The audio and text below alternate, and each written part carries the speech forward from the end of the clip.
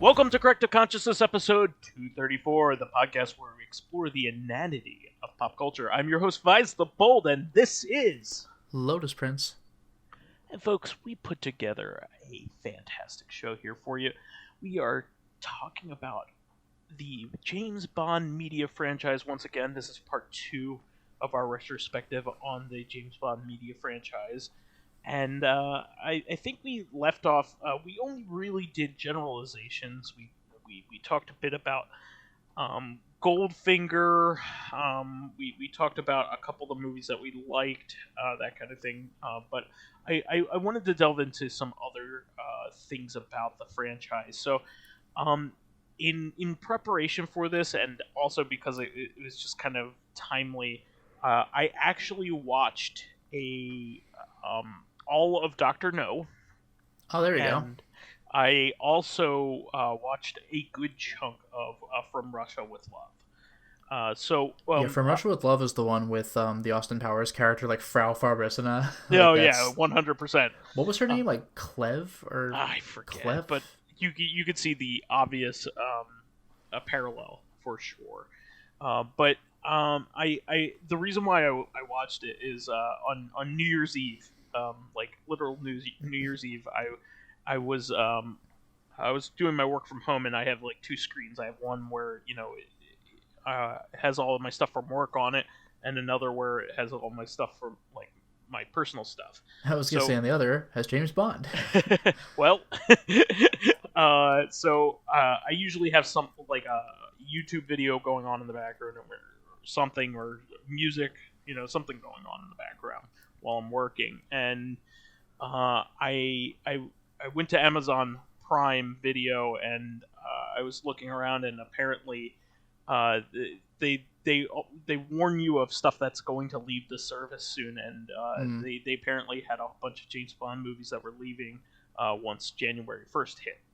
So I was just like, okay, well, perfect time to put Dr. No on in the background while I'm working, and that is definitely one that you can have on in the background because as much as maybe somebody might try to defend it as like it hasn't been like the formula hadn't gotten down yet, that kind of thing,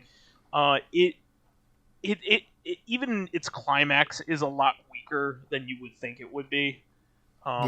It's kind of almost like an episode of a TV show from back then, kind of is. rather than like a well-produced, high-budget movie from back then.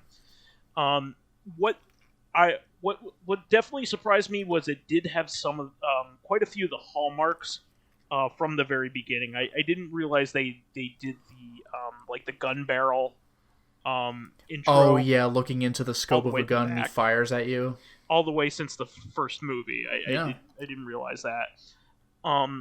And I also didn't realize that they had a super stylized intro as well. Yeah, that doesn't come back. Like, I mean, like a crazy intro is one thing, but this was very 60s kind of psychedelic at the very beginning when you're what is happening? Intros are pretty psychedelic almost always. Well, no, they're action packed, but this one had like the rainbow lighting and the silhouettes of the guys, and you're like, I don't quite understand what's happening at all. Yeah. Well, I actually enjoyed that aspect of it, but of course, the Q branch only really just gives him his gun, which is pretty funny. Yeah, well, they alluded to that with Skyfall, where Q is like, here you go, a gun and a radio. It's like, yeah. Huh. Well, that Skyfall was absolutely on purpose a return to basics movie. Oh, sure. And it so back much when so M was a man in his like big, I don't even know, like, that door is distinctive. Yeah. This big like cushiony looking door that you open to get into his office. Yeah. I mean, there were some things that I thought were really good. Like I like the spy stuff, like trying to sneak around and all that kind of stuff. Him shimmying through his vent, I thought was a good aspect of the movie. But the climax was like too like easy. Not enough resistance. The bad guy wasn't dastardly enough for me. Just was a little on the weak side. Well, and I'll have to say. speaking of which, this reminds me of, moving over to From Russia with Love and Goldfinger. Remember how we talked about how in Goldfinger, Oddjob is just an absolute tank? Yeah. But you saw the intro of the physical, like the main antagonist of From Russia with Love? Yeah, it's Blofeld, isn't it? Nope. Well, I mean, he's the guy who runs the organization, but I mean the guy, like the muscle. Oh yeah. Like the odd job of that movie. Yeah. That intro is something else because the Frau Verbissene woman, I think it's like Kleb. It's like, we've picked out a fine specimen for you, for a guy who'll be able to beat up James Bond. She's like, oh, okay. So she like stands him up and starts like slowly. Yeah, the blonde guy. The big blonde guy. She slowly paces like around him, just like checking him out from all angles. But when she gets to his back, she stealthily puts on some brass knuckles. And when she gets back to the front, she just suddenly sucker punches him in the gut with brass knuckles. And he slightly flinches, and he's just like. And he just is sits there. Like, yeah, he'll do. I'm like, oh Jesus Christ! Yeah, I love that. That was great. If you can't make him flinch with like a sucker punch, brass knuckle punch, I don't know what the fuck you're gonna do when you're actually fighting him and he's waiting for you.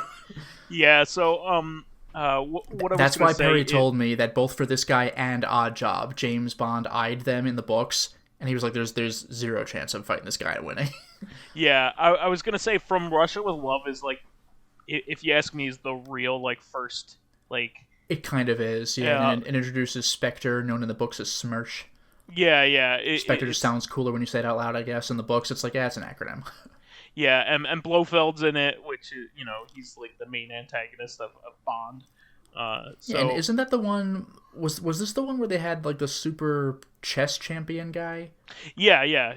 So this is when they introduced like the Dr. Evil thing, where he kills you when you're sitting in the chair at his big table. Yeah, not only that, but like it's like number 1, number 2, number 3. That's right. Yeah, Blofeld, the Dr. Evil guy, is number 1. Like the joke in Austin Powers is that there's only one numbered guy. Yeah. Just his name. But yeah, everyone has their little code aliases. It's like One Piece with Crocodile's organization, where everyone's got a number. Well, and then you can watch The Prisoner after that, which also like kind of plays around with that concept. But I really liked From Russia with Love. I didn't get a chance to get all the way through it, but you can already tell that like this is where it becomes James Bond. Like, yeah, they have more quirky villains. Dr. No was bordering on it. He had like a metal crusher hand, but yeah, all right, that's about as far as that goes. He did have that. I did like that part. But like, where he takes like a goblet and just crushes it, like, oh. This movie's a lot snappier, so you can't blame the pacing of the first one on its era, because the second one is way snappier and they picked up way better. I really like the second one, so this is up there with me in like with the Pink Panther series. Like the first Pink Panther, just skip it. Like just move on to the second one, which is the Shot in the Dark, because that's where the the character of Clouseau becomes the main character of the franchise, and that's it. It's kind of like a very similar thing happened there. The pacing of the first movie's not that great, and the main character, the guy who becomes the main character of the series, is a side character in the first movie. So, this one is really, really good, and he starts to get like off the wall gadgets in this. It's not that off the wall, but it's cool. They're like spy gadgets. It's really more the Roger Moore era, where he starts getting like stupid bullshit that's just fun to watch in one movie. Yeah, Pierce Brosnan gets. We've created this weird new invention for you that just happens to be used for the very, very highly specific purpose that we did not expect you to actually get into. What a coincidence! That's why in the old movies it's like, here's your gun. You'll definitely need one of those. The Q scene in GoldenEye is hilarious. I really, really love it. I remember my parents loved it. Like at the end of it, where he's got that long sandwich. Don't touch that! And you're like, what? Like, yeah, that's my lunch. And there's like a guy in the background, like in like a phone booth, and the phone booth has like an airbag explode in it. It's and there's so like funny. other stuff where here's my new armor that I have. Like, you put it in a mannequin and they just shoot it up. They shoot it with a flamethrower. Like, oh my god, it's pretty great. But yeah, from Russia with Love, the gadget he gets a special suitcase that has knockout gas in it, so he has to open it a specific way, or else it triggers the knockout gas, which is that's pretty neat. Yeah. It has a hidden sniper, foldable sniper rifle in it, as well as rounds. Yeah, that's something that actually feels like the hidden knockout gas. Even that seems a little bit like extra, but like a suitcase with a foldable gun in it, like yeah, okay, that's cool. Yeah, and the rounds are well hidden within the case. Like, there was one in the movies, it might have been Roger Moore, where the suitcase opens and there were a bunch of parts in it that you could use to like hastily build like a personal helicopter that you could fly around in. It's stupid. Like, what are you doing? It's so stupid. Like, come on. Do you think we're that dumb? Well, it's more just like, look at the weird, goofy shit that's going to be in this Bond movie. Yeah, I can't wait. Pierce Brosnan had like as time went on, he had like things like a remote control for his car. So yeah, I was gonna mention with Brosnan, it was less about the crazy, weird Q gadgets. Like technology. He would have one, but it was more about like it got more and more about the car. Yeah, it was really a way to sell those cars for sure. Well, that was a thing in Casino Royale. The Aston Martin car, it was just a car. It was just really damn luxurious. Like, it wasn't a supercar. Goldfinger had like an ejector seat in his car. I don't know. I really like the gadgets in Mission Impossible 1. Have you seen Mission Impossible 1? Oh, it has been a million. The best memory I have of that is like the N64 game. Oh, that's not even a good game either. I beat it repeatedly back in the day. Yeah, well, he has this gum that has two sides to it, and you can fold the stick of gum, and it becomes a plastic explosive if the two sides attach. But he uses that in the finale of the movie in order to blow up the helicopter that the bad guys in. So really gummed up the works. Yeah, but yeah, that was really cool because you're thinking to yourself like when he gets that, it's just like it's a little tiny charge or whatever. It's not gonna do much, you know. It was kind of a joke when he received it, and then like he uses it at the end, and it actually does kill the bad guy. So yeah, it's like this noisy cricket. Like, yeah. Be careful with that. It's this tiny little gun. I think I'm gonna break this thing. I like it when he's incidentally waving it around, like passes over Tommy Lee Jones. Whoa! He points his hand the other way. Like, okay, buddy. But yeah, From Russia with Love is a good time. I definitely would recommend people go back and watch this as like one of the better ones from the original era, the Sean Connery era. I haven't watched all of them, obviously, but I did want to talk about some other things about the Bond franchise, like mostly like the other media, because I think it has a fascinating history. So when we were kids, we were actually in Lotus and I were in kind of a much like Star Wars. We were like in a black hole as far as like official media goes. Star Wars, we only really had the video games and comic books and expanded universe kind of stuff. James Bond, Star Wars stopped in like 81 or 82, and we didn't get the prequels until like we had the Ewok Adventure the late movies. 90s or early 2000s or something. We had the Ewok Adventure movies. And Bond had taken a break for a while too. It wasn't until Pierce Brosnan came around. Yeah, I was just going to say that. I think the largest gap in between Bonds was between Roger Moore and Pierce Brosnan. Yeah, because like with Roger Moore, like it got like too ridiculous, and they were like, all right. And they just held off on making another one. Yeah, and the thing is, I don't think he was a bad. He was a bad Bond. I like him as a Bond, but his movies were dumb as shit. Yeah, he is what my mom always refers to as the dapper Bond. Like, he was the guy that really pushed the the cool looking adjusting of the tire, the cufflinks or whatever. Like, yes, like what once a scene is over, Well, Brosnan kind of brought that back. Timothy Dalton was before Pierce Brosnan. I forgot. Okay. Timothy, we forgot about the two Timothy Dalton ones. So I was actually thinking about him. I did not think he was a bad Bond. I just think his movies. I'm not sure I've seen his movies. There were only two of them. Was it? Yeah, View to a Kill, I believe. Either that or License to Kill. Yeah, it was something. A Kill. I don't know. It's one of them. I love Timothy Dalton too. That's the thing. Yeah, he's pretty great in Hot Fuzz. Yeah, that's specifically why I love him. Living Daylights and A View to Kill. He really, he goes all in Hot Fuzz. It's so good. If someone were to bash your head in, who knows what kinds of secrets might come spilling out. It's like so uncomfortable. Yeah, and he's in License to Kill. I'm sorry. It was License. Okay. License to Kill. Yeah. So it's License to Kill and Into the Living Daylights. Let me double check this because I don't want to get this wrong because it'll go down in annals of history. Yeah, remember that time Vice fucked up early in 2021? Remember when he made that embarrassing error that everyone could hear online? You can't delete stuff on the internet, man, not permanently. Boy, was my face permanently red, but you couldn't tell. Yeah, Living Daylights and License to Kill. So was the Living Daylights the Christopher Walken movie? Living Daylights is Timothy Dalton. No, I don't know these people actually. Oh well, no, no. I've seen the Christopher Walken movie, so maybe not. I think you're the Christopher Walken James Bond movie. You mean? Yes. Okay.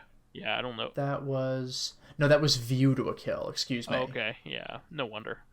He was Max Zorin, so that's at least 2 times. Christopher Walken has played a Max. Max Shrek, right? Uh-huh. And Batman Returns. Do you know what that's a reference to? Yeah, I mean, it's funny, like, haha, Shrek, but yeah, it's supposed to be the guy who played Count Orlok in Nosferatu. Yes, exactly. And that's his full name, Max Shrek. Yeah. Weird reference to make. We're not doing vampires. It's a very Tim Burton thing to do. Batman's a bat guy, I guess, but... But yeah, I want to go back and watch the Timothy Dalton movies because there's only 2 of them, so I want to watch that. But License to Kill was in '89, and then GoldenEye I don't think came around until the mid '90s. Was it '95, something like that? '94. Yeah, that was the first Bond movie I saw in theaters, and I didn't fully know what was going on unless there was an action scene where it's like, well, I hope he punches out the bad guy then. Yeah, GoldenEye was '95. I'm sorry. So I was like 11. Yeah, we were the perfect I was age 9. for it. We were the perfect age right around that time. So, and GoldenEye is one of the best ones.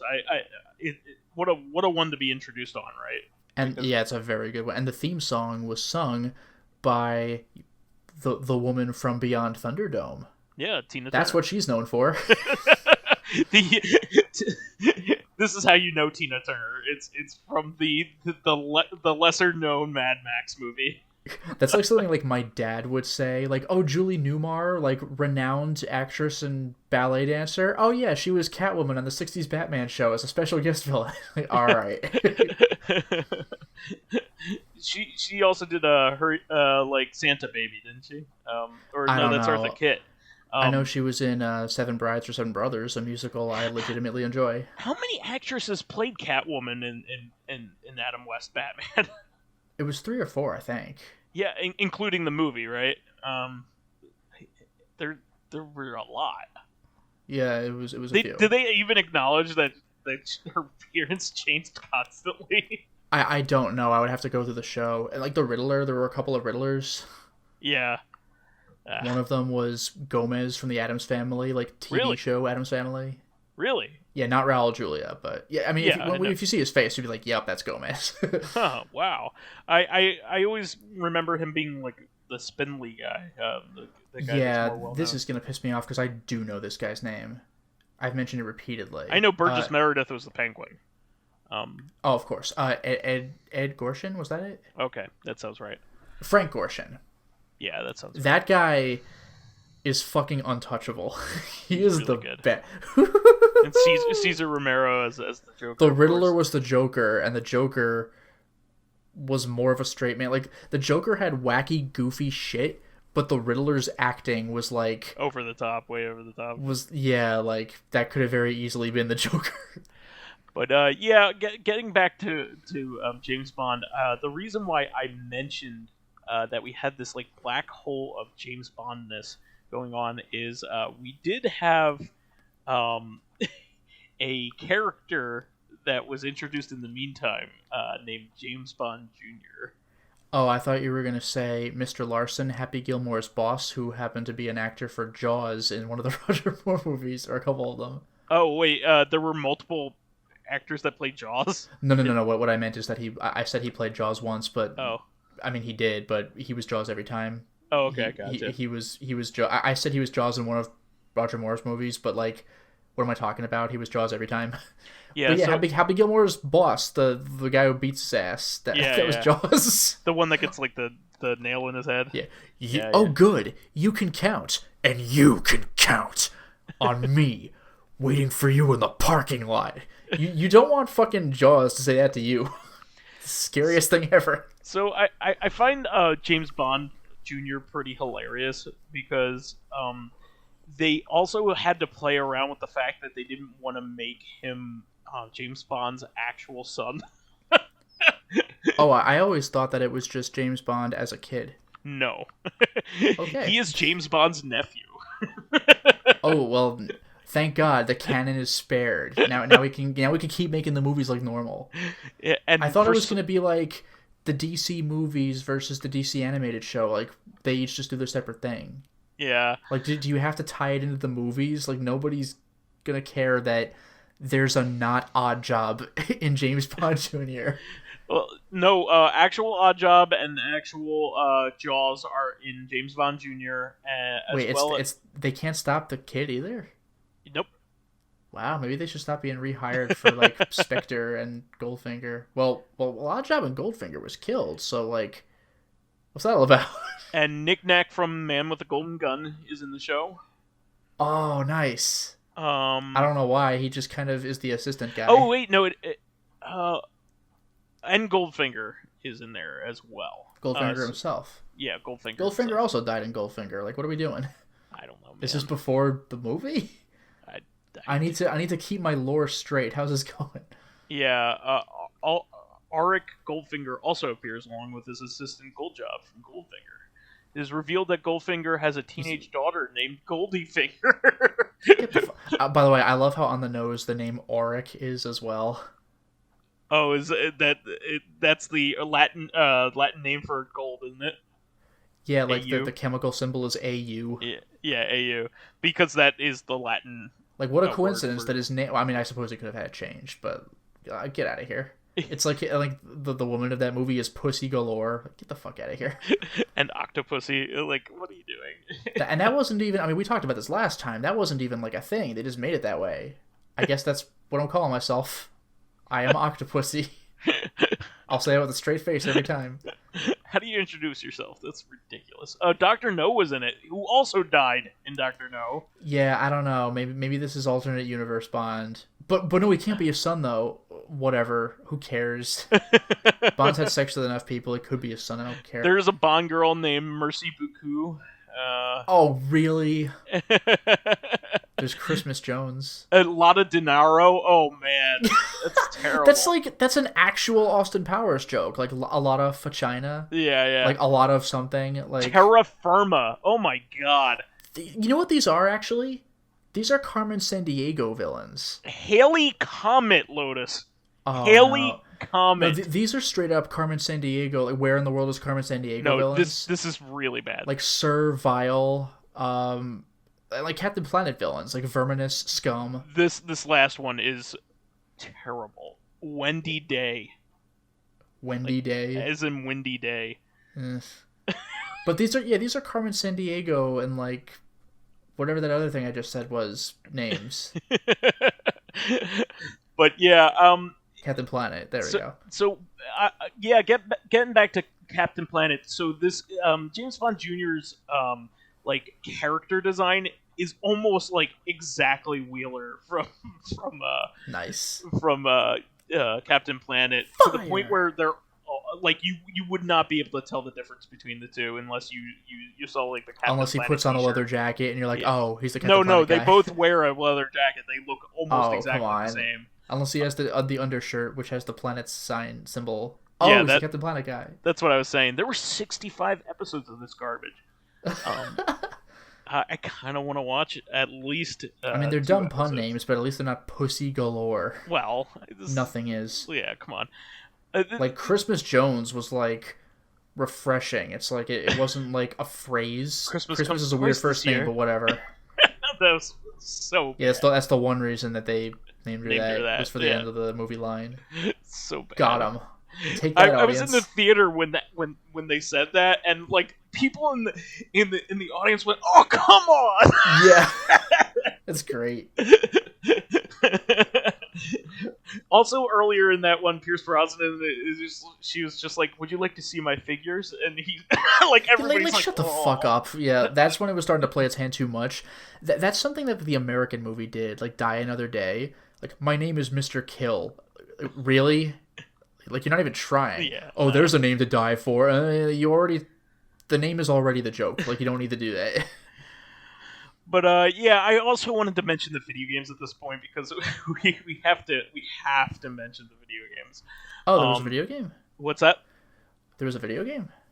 No. Oh, there was a James Bond Jr. video game. Yes, there was. But what about James Pond? That there were 3 of those. Yeah. The second one was James Pond 2 RoboCod. I'm not joking. I'm not even mad.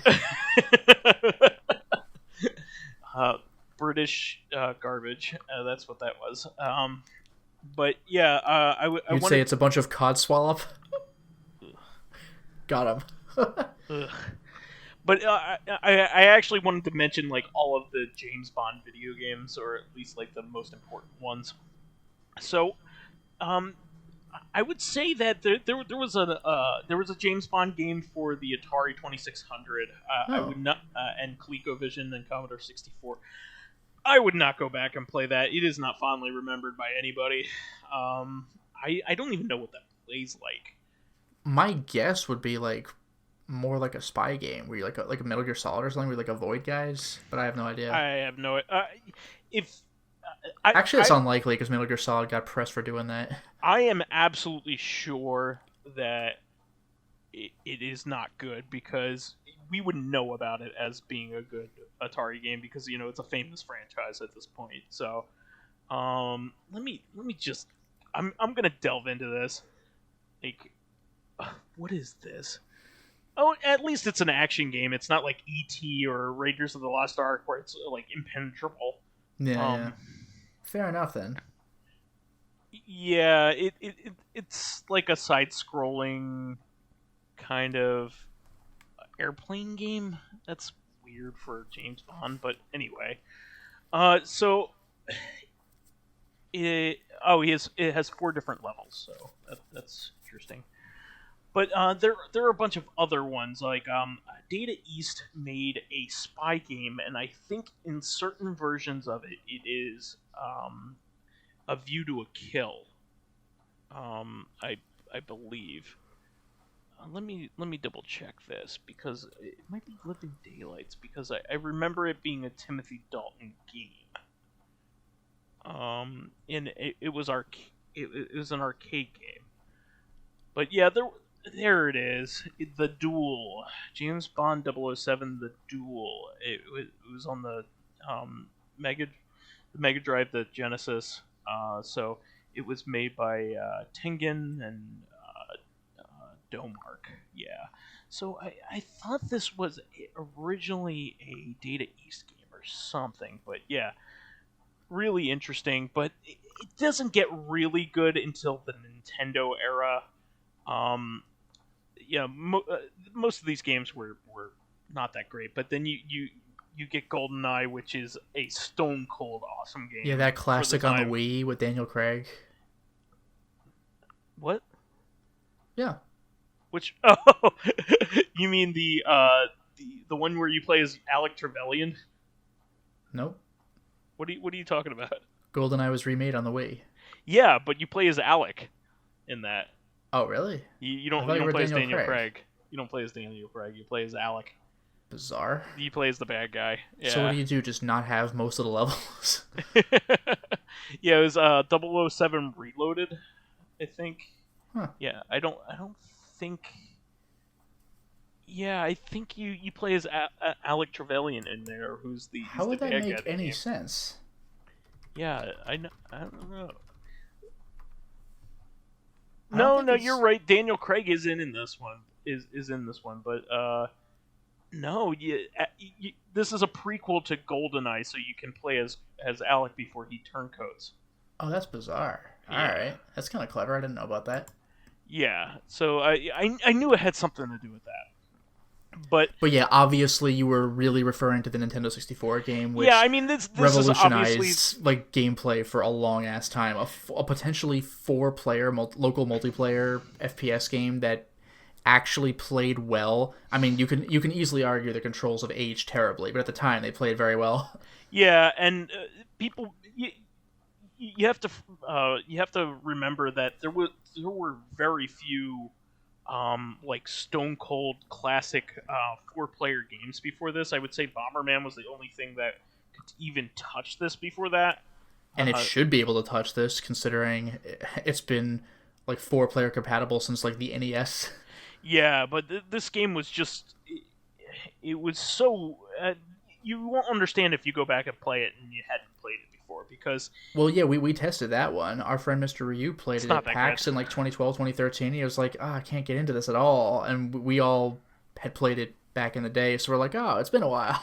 It was also like during an era where like just messing around was a lot of fun. Like you would put like things like slappers only, which is the well, that's the opposite only. of fun. Or what you could do is you could do that and then put it on Man with the Golden Gun mode, so that way it's like one slap kills you. Oh, okay, that's something else. Yeah, that we used to do all kind. There are all kinds of different rules that you could put in this game, and the funny thing is, the thing that everybody talks about with this game is the multiplayer mode, and you could tell we delved right into it, but it was actually added as like an afterthought in and like it's like the very main end of thing. the development. Like, the campaign's actually quite good, but it's amazing. The multiplayer mode is like what people keep coming back for. Yeah, and the gadgets are a lot of fun. You had watch mines and all this. Watch laser.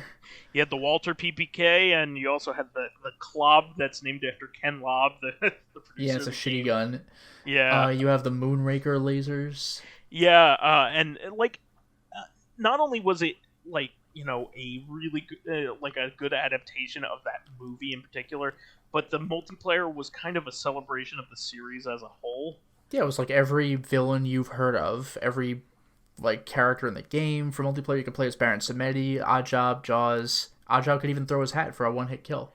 Yeah, I think there was even a very early version of the game that had you could play as different versions of James Bond. You could play. Yeah, they couldn't get the licensing to work out for that one, but yes, you could play as Timothy Dalton or Roger Moore or Yep. George Lazenby or whatever, Connery.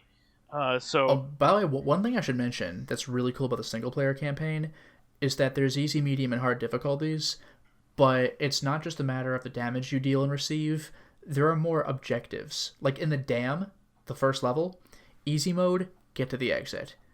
But like hard mode, go to this computer, take out your tracking device, throw it at the computer, track it. Also destroy X number of alarms so the enemy can't trigger the alarm. There's also time limits too, if I remember right. Well, some levels have actual time limits, but to unlock cheats, then it's a matter of beating this difficulty in this time. So sometimes it was beat easy mode in this time. Sometimes it was beat normal mode in this time. Sometimes it was beat hard mode in this time. Yeah, the one-player mode is the thing to go back to this for, because like the multiplayer was really great in its day. It wasn't a 4-player first-person shooter like it at the time, and also it came out in the launch window of the N64, so And the N64 had 4 controller ports. You didn't have to buy anything extra other than the controllers. Like, Yeah, the previous Nintendo systems did not have that. It was 2 players. If you wanted to have more players, then you could buy an accessory specifically for that purpose, like the team player or the multi-tap or whatever you call it. That's a death sentence for being supported, because nobody will buy that thing. By the way, actually, funny story. The only multi-tap I own is, of all things in the world, for the PlayStation 2. And really? Yeah, and I've been playing FromSoft. FromSoft has the PS2 game that is not Armored Core. Have you heard of The Adventures of Cookie and Cream? Oh yeah, yeah. Mm-hmm. Do you know like what that is? Yeah, so it's you could play as Cookie and Cream on opposite sides of the screen, and it can be a lot of fun with 2 controllers, 2 people playing it. Yeah, you're supposed to play it with 2 people. You can play it with 1 person, 1 controller. It's very disorienting. Yeah. And I've been streaming that lately.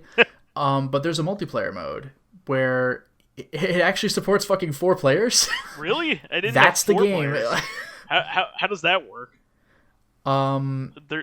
I guess just like 2 more characters. 2 teams, perhaps. Well, yeah, you could certainly unlock more characters. You could do that in the course of the single player campaign. That's a good game too.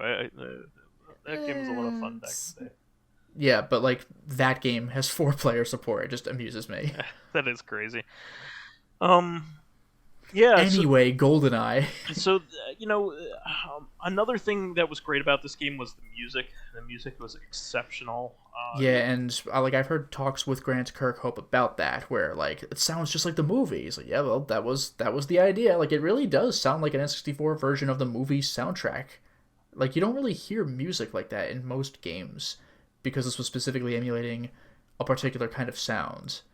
Like, GoldenEye had a distinctive sound, like that, like it sounds like you're in a cave or something. It's very interesting. And it was like an electronic, like dance version almost of the James Bond theme. And I'm just thinking like the music in like the facility, like bow bow bow bow bow, like it's just very, the facility's very, like, so iconic in the spirit of the movie. Yeah. The Battle of the Bathrooms. Yeah, actually, which was in the movie. I like that they did that. Yeah, and it's probably one of the most iconic locations in the entirety of the entire multiplayer. I mean, it helps that level just kind of kicks ass anyway. That level's great. Oh, it's so much fun. So yeah, from there and that was made by Rare, of course, of Donkey Kong Country fame, and as well as many, many, many other games on the NES and before that as the Battletoads stuff. Actually, one thing I didn't even realize, this is taking a Rare tangent here, but in Donkey Kong Country 2, whenever you approach a boss, both Diddy and Dixie like jump and freeze in the air and their eyes bug out and their mouths drop like they're a Tex Avery character. Yeah. I didn't realize that was a Battletoads reference, because the Battletoads do that. And I was like, oh shit. I thought it was just them going, oh my god. And it is. But the Battletoads did that. So, as influential and fun as this was, a lot of people forget about the other James Bond game that Nintendo put out around the same time. Do you remember what it was? Around the same time? Yep. Because I remember, like, GameCube games. Nope, this was during the N64 era. Wow. And it was published by Nintendo. Whoa. Yeah. Oh, wait a minute. Was this like Nightfire or Agent Underfire, or were those both the GameCube things? Nope. What was this? Those were Electronic Arts games. Oh. So the only other James Bond game that Nintendo produced was James Bond 007 for the Game Boy. Oh, well, no wonder I didn't know about that. I don't know anything that's on the Game Boy. And this game was actually really fun. So I remember playing this back in the day. It's a Super Game Boy compatible game as well, so it has like those special borders and the palettes and all that stuff. But it is an overhead adventure game, kind of like a Zelda or something like that. Huh. But you have to move your way through an overhead contiguous world, and talk to people, get missions, and move around. Is very similar to Link's Awakening or something like that. It even had battery backup and all that stuff. But do you collect seashells? No, but when you look at it, you'd be like screenshots of it. You'd be like, wow, that looks like a Game Boy game. Like Sure. It looks like Pokemon or Link's Awakening from that era for sure. Definitely has Nintendo's like style all over it. But it's a really good game. I just got to a certain point where I had to make a lot of money in the casino in order to progress the story. And it's very on brand, but doing that yourself sucks. Well, I think maybe it might have been one of those situations where it may have been easier if I was an adult and I had enough patience to learn like the different rules of the games and that kind of thing. Sure. It may even tip the scales in your favor so that you can actually win and move on with your life. But I just wasn't good or had the patience for it at the time. So one of the games you could play is Baccarat. Like nobody knows how to play Baccarat.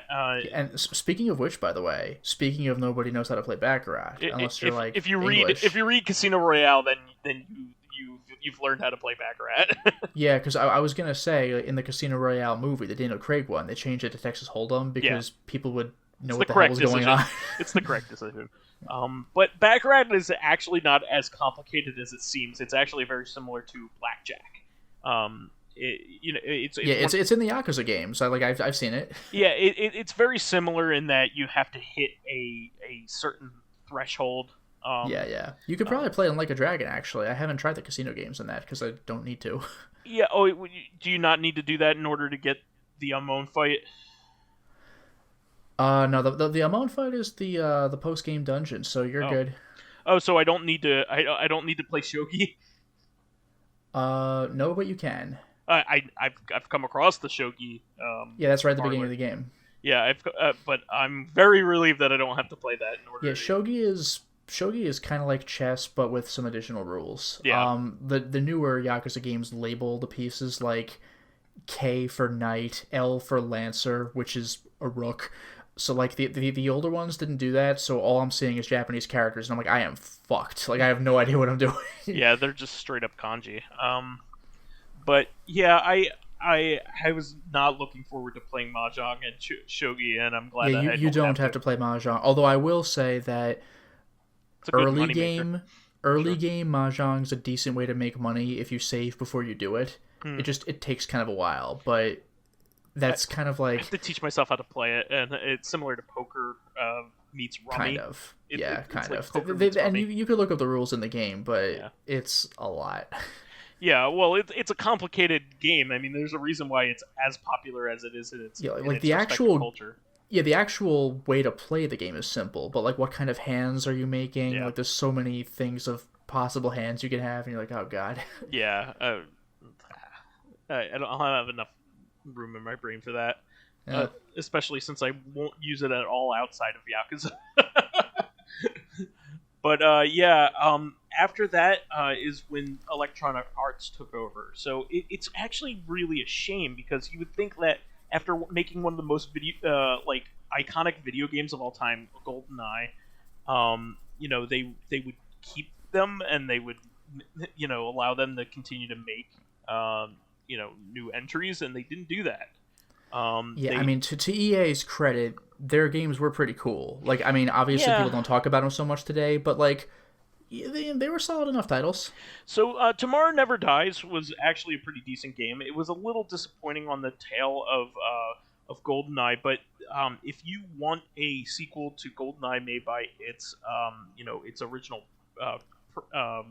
parentage, you would go and play Perfect Dark, which is a spiritual successor in every way. It really is. And as an added bonus for Perfect Dark, one of its multiplayer levels is clearly the lobby of that one building in the Matrix where they have the big shootout. Oh yeah, and I thought that was the coolest when I saw that. They also have a couple of levels actually from the GoldenEye game in there.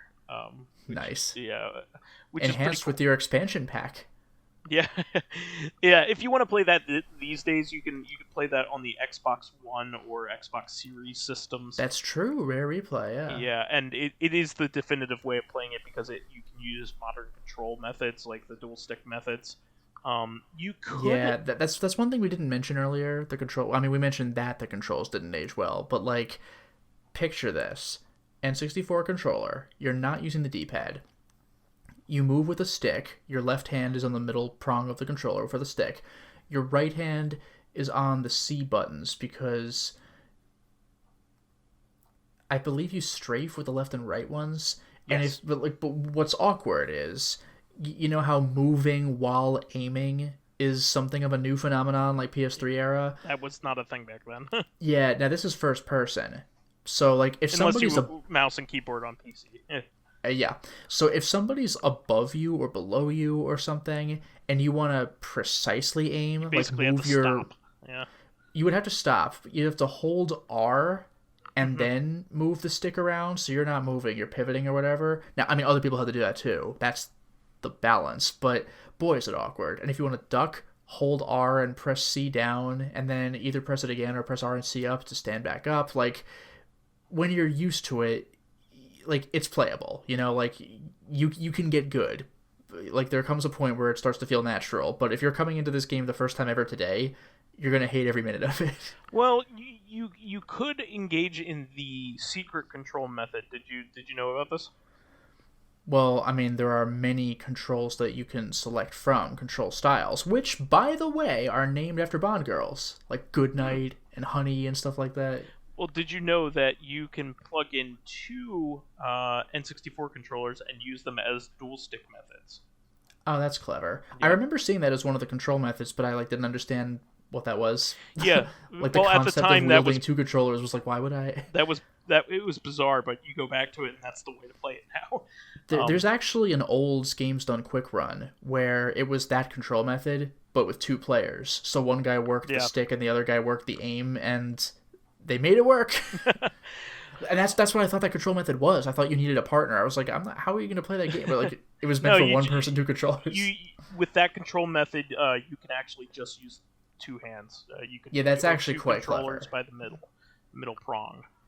Yeah, and I love it. You would press start to open your watch, which is your pause menu, and your watch had all the toggles of the game, including control styles and stuff like that.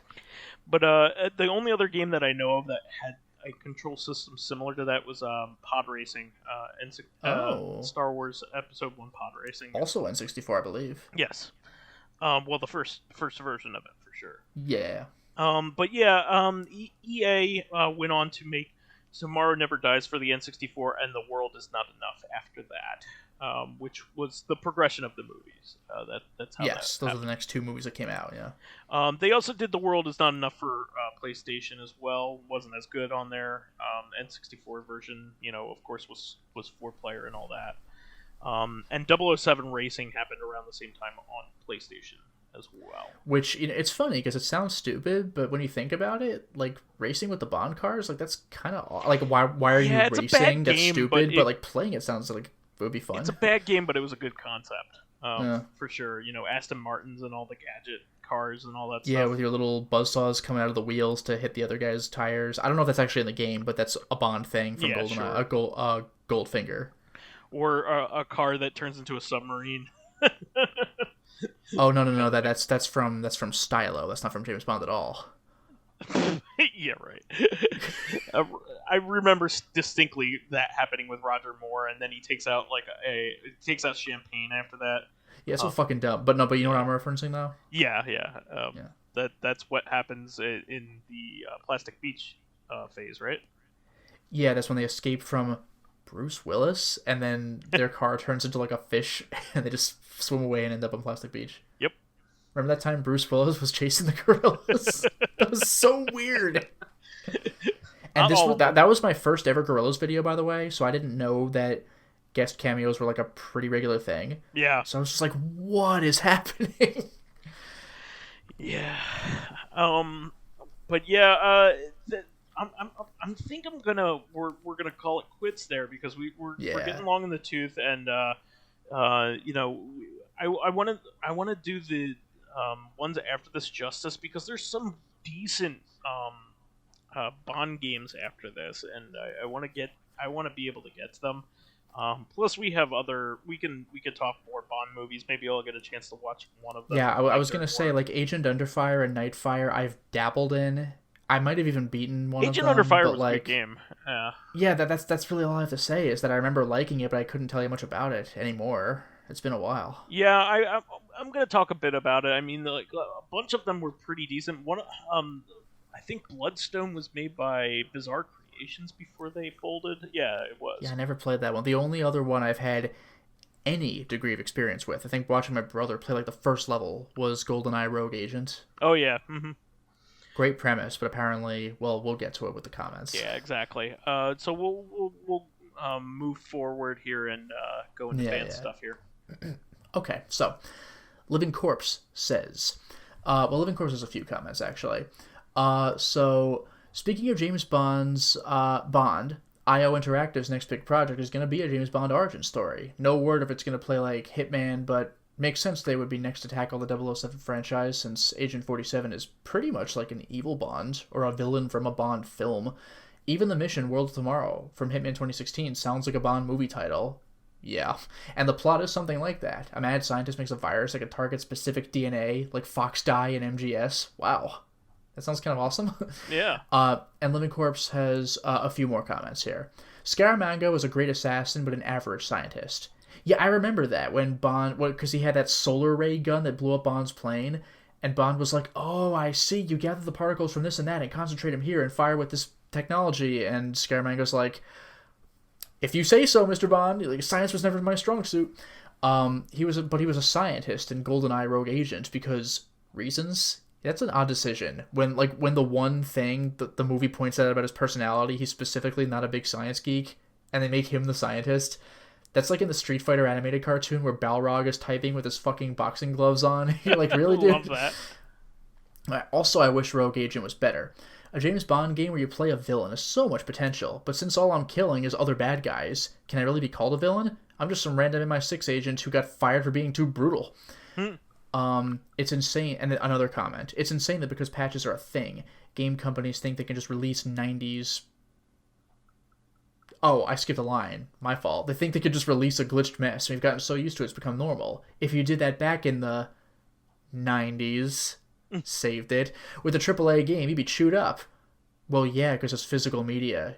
You'd have to, like, make another batch of this shit. Like, you can't send it out like that, because, like, you can't update it. Just because you could fix a game's glitches later doesn't mean you should release it as a mess. Fix everything you can before release, and then patch things that you couldn't get to before the deadline. And then one more comment. I feel it's a missed opportunity that Halloween never became a thing in Japan, like Christmas.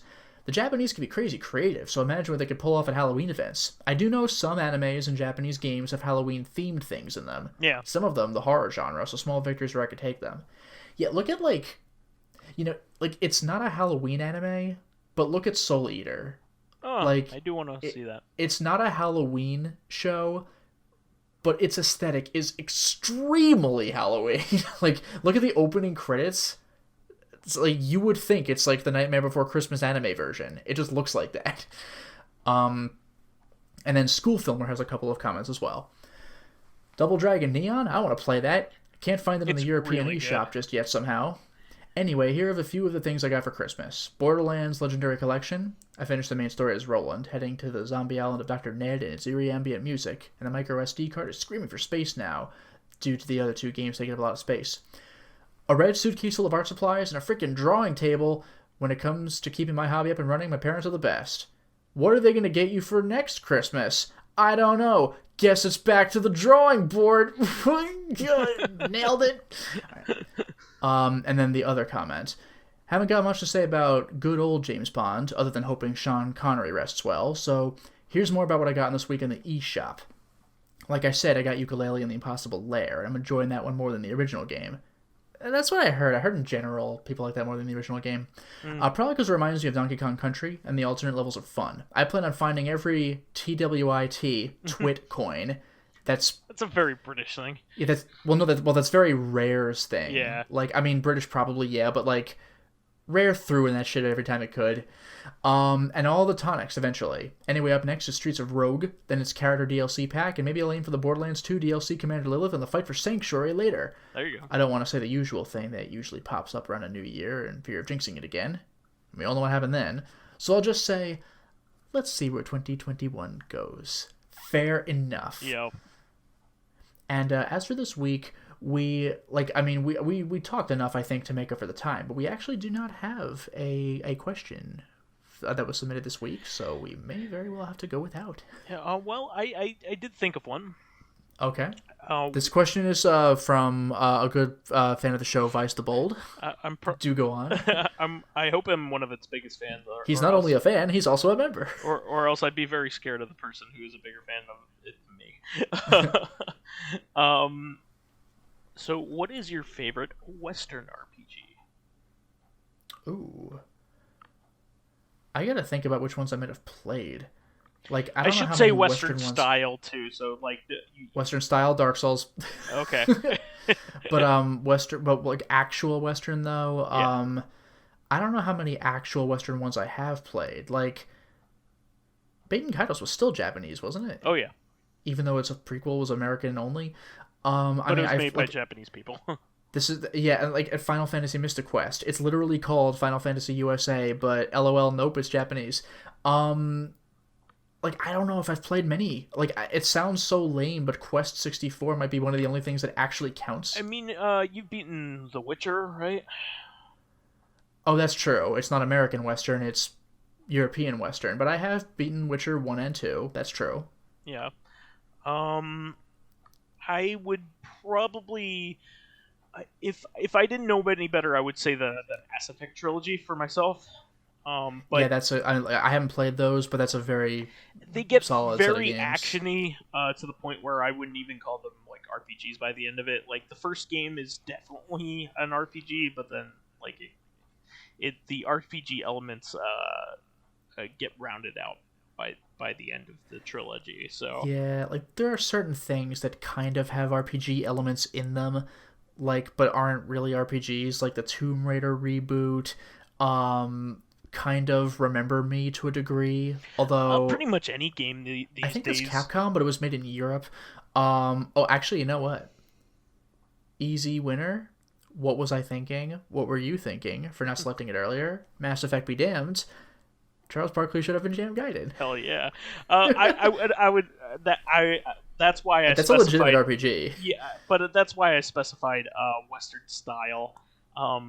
Because that is Japanese. That style, is a JRPG style ass game. So, that you can't argue with that because it literally is making fun of JRPGs. Yeah, and even Western style, like the Kingsfield stuff, feels very like I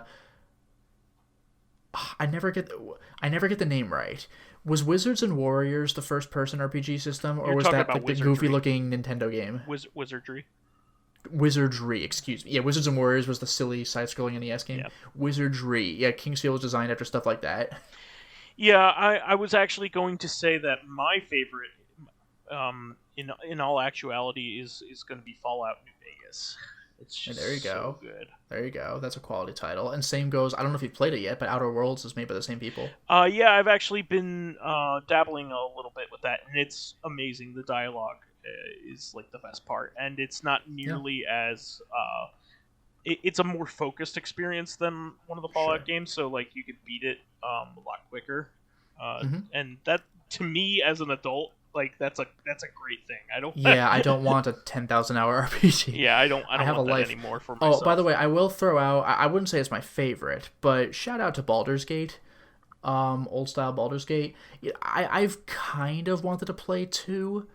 Not even because I really want to play 2, but the bad guy is voiced by David Warner, and I might have mentioned this on the podcast before, but man, oh man, can that guy voice a bad guy. Like, do you know what Kain sounds like in the Legacy of Kain games? You know what? I don't think I've experienced it. He reminds me of that. It's a different actor. Kain is Simon Templeton.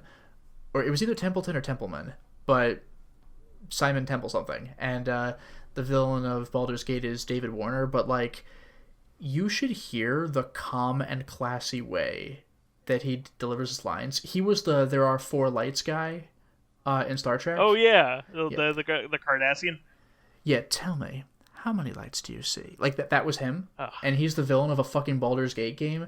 There is this incredible bit where he's talking about power in like a town square in front of his men, and he's like, power is a very like important thing. Take this random townswoman for example. She is alive, which is power of a sort. She interacts with people in her day-to-day lives. They are affected, and they in turn affect other people that are affected, and so on. And now she is dead. And he just casts a fireball and kills her immediately. And then he's like, her death will eventually be forgotten. Her estate will be divided among her children, who will then use them for whatever purposes they have. And I'm like, wow, like this delivery is fucking incredible. Like, you could look up that scene on YouTube. It's very good. I definitely plan on playing Planescape Torment because I have Nintendo Switch. That's right. That came in like a pack, didn't it? Yeah, it came along with Icewind Baldur's Dale. Gate 1, maybe? No, does it come with Icewind Dale? It may very well have, but I think Baldur's Gate also appeared on the current gen systems too. It comes with Baldur's Gate 1 and 2. Oh, there you go. There you go. Planescape Torment on Switch comes with, I believe it comes with Icewind Dale. Yeah, it comes with Icewind Dale. Which is really funny. Mm-hmm.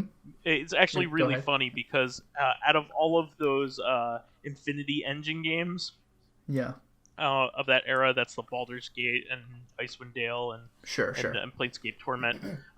They all use the same engine. They are the most polar opposite. So like if you like the gameplay of one, you are not necessarily going to like the gameplay of the other. Oh, that's interesting. So Planescape Torment is very dialogue and story focused.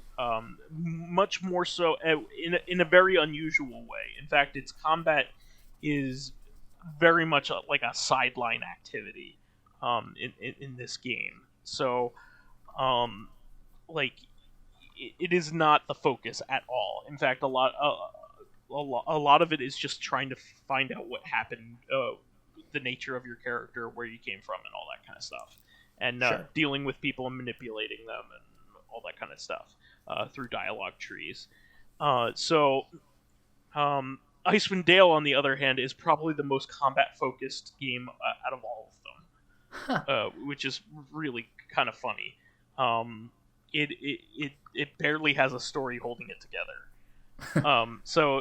Whereas Planescape Torment, it's all about the story, and it's a very guided narrative. It's not like the way that it ends up turning out isn't, has a lot of choices and variation to it, but in the end you are a specific character going through a world with a definitive story to it, whereas Icewind Dale, you're more of the generic RPG character, thrown into a world, and you are the avatar, in that game. Planescape Torment, you are a specific character. So I really wanted to get into it, but you know what? Everything before Mass Effect's era, with Western RPGs, it has always been a little tough for me with Western RPGs because they're so nitty gritty.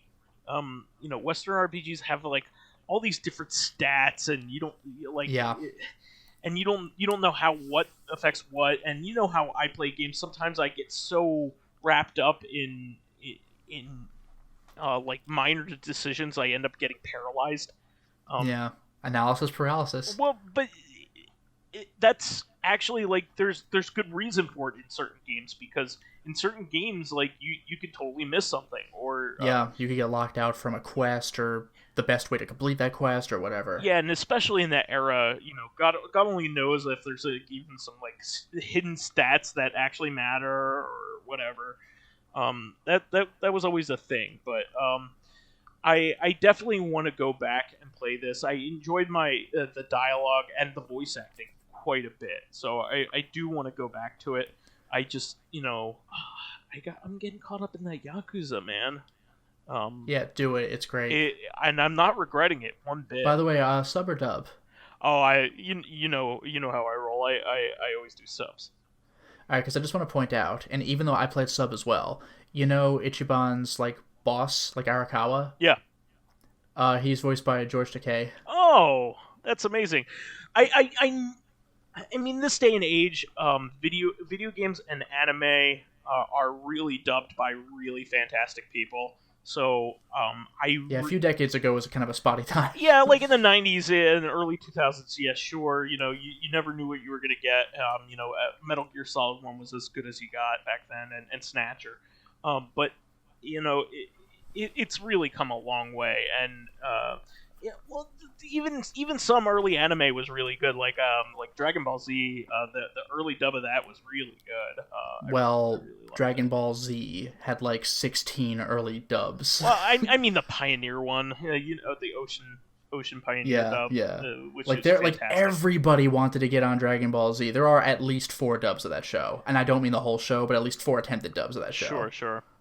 There might be more actually. The early Sailor Moon one is a pretty awesome dub too. So, like back then there are their favorites, and probably the best dub of that of like the early 2000s, late 90s is probably Cowboy Bebop. Like you can't even touch that. Like, yeah, that's amazing. I actually don't like to. I watch almost everything subs. I do not watch that show subs because yeah, I only swapped to sub when Vicious talked just to hear the comparison, because Vicious is Norio Wakamoto and that guy is fucking brilliant. I'm not saying that the American one's better or anything. Yeah, like I wouldn't know. Yeah, but like it's so good as it is that I'm not seeking out anything else.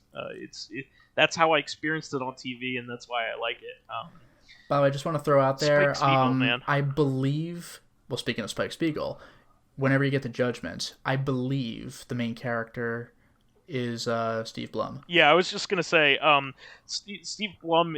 If Steve Blum or Nolan North are involved, I'm gonna listen to it. I think Steve Blum is the main character, and his best friend, who's with you for a lot of the game, is Crispin Freeman, and those are and Crispin Freeman, yeah. I freaking love Crispin Freeman. Yeah, so like most of the time I'm a sub guy, but it depends on who's involved, who I want to hear. But the Yakuza series is so popular in Japan that I know that they pay top dollar for whatever voice talent that they end up with. So yeah, when you hear impassioned speeches, especially in Like a Dragon, it's good stuff. So I'm like, this is a Japanese Japanese game. I'm gonna play it with some badass Japanese voice actors. So not that I I think this is the first dubbed one since the original game, right? No, they've come back a little bit. Well, I mean, obviously Judgment. It's not called Yakuza, but Judgment is dubbed. Sure. As an option. And Fist of the North Star Lost Paradise has an optional dub. But yeah, this is the first game that's called Yakuza that's been dubbed since the original, as far as I know. 6 wasn't didn't have a dub, and 0 I don't didn't believe have so. dub, right? Yeah, no, it was the 2-side games. Yeah. Although Judgment is basically a Yakuza game.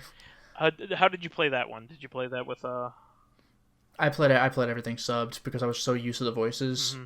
I mean, with Judgment, there was a whole new cast, but I was just going with the pattern at the time. See, but again, the damn good dub. See, I'm a film major, like a film minor from back in the day. So like, I'm no stranger to watching a foreign film subtitled, and especially a live action film. I'm going to want to watch it that way. I'm not going to want to watch a dubbed live action movie. That's just no. But sometimes it's your only choice, especially when it comes to kung fu films, because I was just gonna mention those, which had like notoriously terrible overdubs. They still have that problem. A lot of the movies from the 70s, 80s, and early 90s that were brought over here are all like caught up in rights limbo from that era, and as a result, their original IP holders just keep releasing a lot of those movies like all cut up and dubbed, and it's whereas the modern era, we can watch a foreign film without a dub. No, most people have no problem with it. There's a surprising amount of complaints about it. Like, do you remember Parasite? Yeah, I don't like. I mean, we watched Crouching Tiger, Hidden Dragon, without a dub. I don't know. Jeez. Well, yeah, that was like a standout.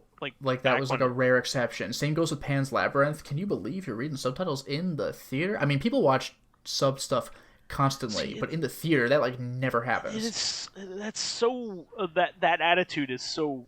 Yeah, like I remember when it was either the director or one of the people with him said that like once you can learn to overcome the 3-inch barrier of subtitles, you'll be in for like a whole world of entertainment. He said that during his Oscar. Yeah, it's fucking great. Yeah. I mean, it's one thing if you're watching the movie like at home and you have shit to do and it's on the background, but if it's in the theater, like you can read. It's on this giant screen. It's not like, I need my glasses. Like the theater's this giant screen that takes up the whole room. I think it's insulting to the original like actor to like overdub them. Yeah, exactly. Yeah. You know what it makes me think of when America remakes like a British movie. Mm-hmm. Like, or when it overdubs Train Spotting, or well, I mean this was Swedish. I've never to be fair, heard of that, but when America remade the girl with the dragon tattoo, like 10 minutes after the girl with the dragon tattoo came out. Oh, I heard. Yeah, that they did a whole trilogy in Swedish, right? I didn't even know if they did the trilogy. Yeah, they did. I read the books in Swedish, or I read the books. Swedish. But like, I mean, from what I heard, both the original and the remake are like they're both brilliant. But it's like, why do you have to? You can't go wrong with David Fincher. David Fincher is a fantastic director. Yeah, like I mean, you chose the right guy. But like, did you really have to remake that movie though? Like, come on. Yeah, I think that was his attitude towards like the sequels. He didn't want to do them because they were already done well. Yeah, it's just like learn to fucking read. Like again, when you're watching it at home, it's like it's potentially another story. I get that, but like, just concentrate on it. Like, don't turn it on when you have like other shit to do in the house because. Even if it were dubbed, you'd be missing the visuals. It's just like the people that complain about manga being in the right like format, reading right to left. Well, it has to be when you have like a 2-page splash or something. I mean, they used to mirror manga all the time back in the 90s. Yeah, and you'd have awkward. Everybody was left-handed. Right. Yeah, what a coincidence! It's amazing. Yeah, I mean, I still have when they mirrored Twilight Princess. I famously, the Akira manga only recently was released correctly. So like only within the last like 5 years or so. So which is kind of funny. And I love how not hard this could be. Yeah. Like it's not that hard. I mean, you get used to it. They probably still do it today, where like I know they did it more like 10 years ago when you would open the book from the side we would read on. Yeah. And it says, "Whoops, this is the last page. Turn to the other side." And you know what? You fucking do that, and then you're good. It's not that fucking hard. It isn't.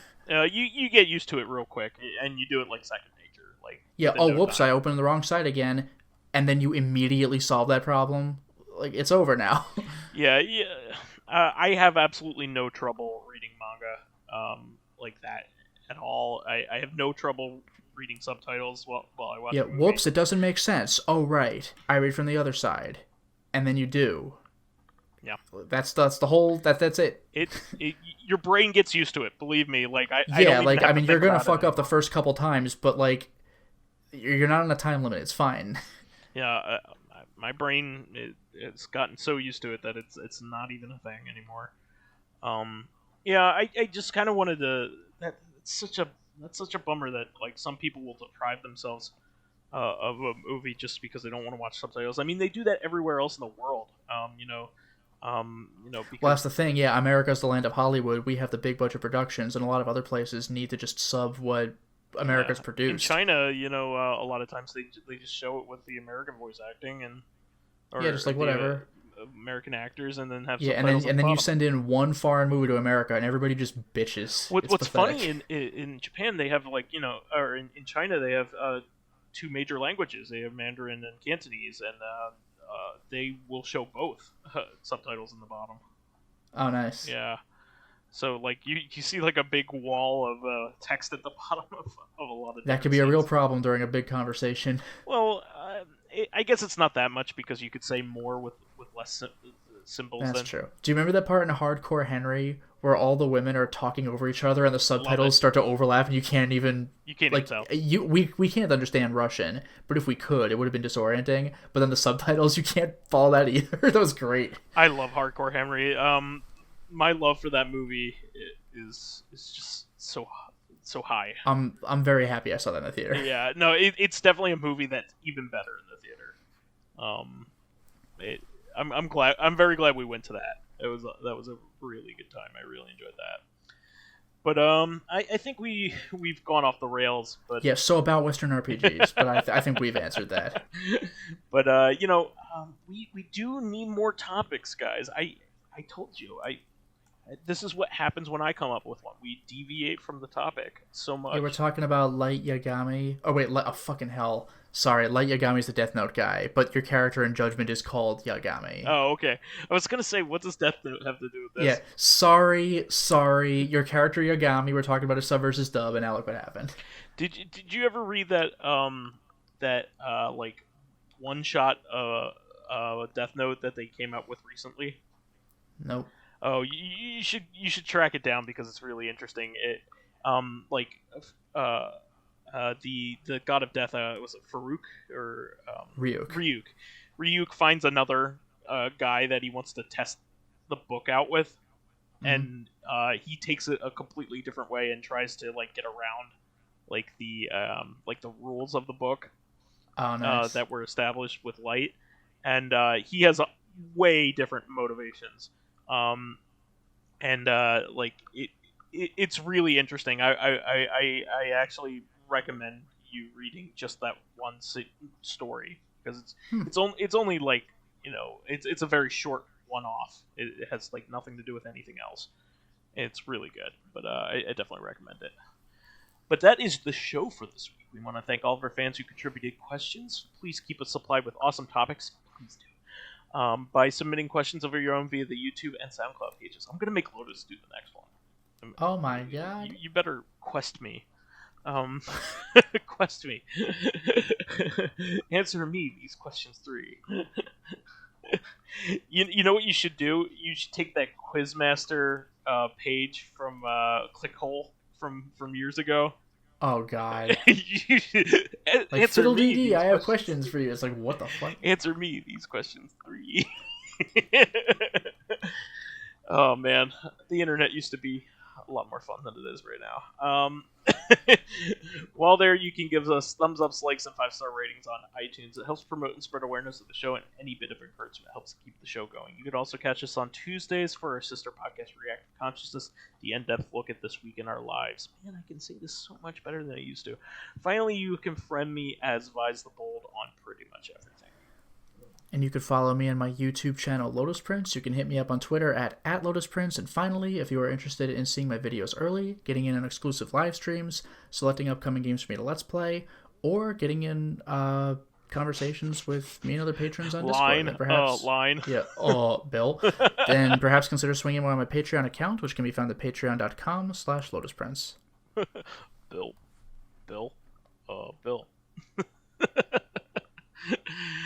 All right, we'll catch everybody for another episode of Reactive Consciousness on Tuesday. Until next time, everyone. Bye-bye.